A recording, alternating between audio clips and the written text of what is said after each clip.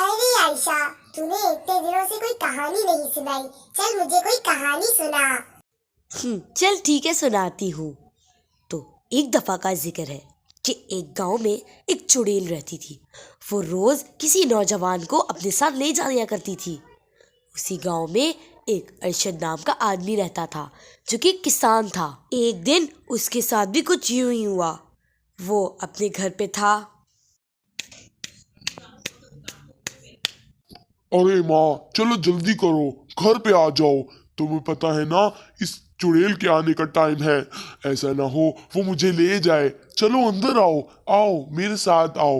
हाँ मेरे बेटे, हाँ मैं आ रही हूँ। अब इन बूढ़ी हड्डियों में जान कहाँ मेरे बेटे। चल चल चले। लेकिन बहुत देर हो चुकी थी। वहां पे चुड़ैल आ चुकी थी।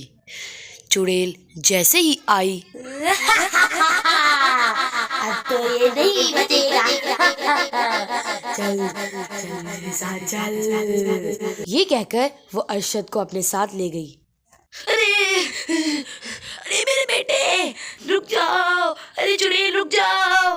तो आयशा, उसको कोई भगाता नहीं था? कोई तरीका नहीं था कि वो हमेशा के लिए गांव से चली जाए? राबिया, था, जरूर था। लेकिन तुम मेरी कहानी तो सुनो, आगे क्या हुआ। उसी गांव में एक लड़का भी तो रहता था। उसका नाम फयाज था।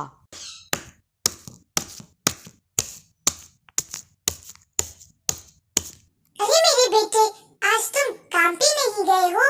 क्या है, खैरियत तो है ना? तुम आज परेशान लग रही हो। बताओ क्या बात है? नहीं नहीं माँ, कुछ नहीं कुछ नहीं। ठीक है, चलो घर चलते हैं। फयाज ने अपनी माँ को तो नहीं बताया, लेकिन वो रात को उस चुड़ैल के घर मतलब कुएं के पास जाने वाला था। अगर कोई चुड़ैल के सामने ये कहे कि मैं उससे नहीं डरता, तो वो चुड़ैल उसी वक्त मर जाएगी। और फयाज वहां पहुंच गया। अरे अरे चुड़ैल, देखो मैं तुमसे नहीं डरता। अगर तुम्हें हिम्मत है तो आओ, कोई नहीं डरता तुमसे। मैं नहीं डरता तुमसे, आओ मेरे सामने। डरो डरो मुझसे, मैं तुम्हें खा जाऊंगी। डरो। देखो चुड़ैल, तुमसे कोई नहीं डरता। मैं तुमसे नहीं डरता। तो देखो मैं कैसे खड़ा हूं तुम्हारे सामने। तुम चली जाओ यहाँ से। मैं नहीं डरता तुमसे, कोई भी नहीं डरता तुमसे। ये क्या कह रहे हो? डरो, मैं तुम्हें कच्चा चबा जाऊंगी। डरो मुझसे, डरो। ये मुझे क्या हो रहा है?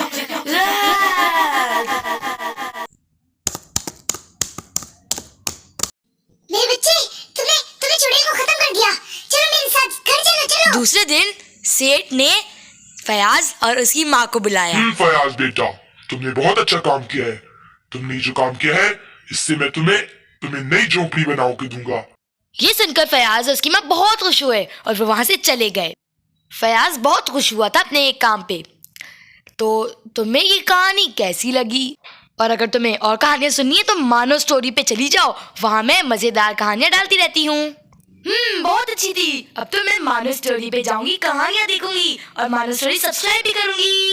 और अगर आपको भी मजेदार स्टोरीज देखती हैं तो मेरा चैनल मानो स्टोरी सब्सक्राइब कर लें, ताकि आप मजेदार कहानियां देख पाएं।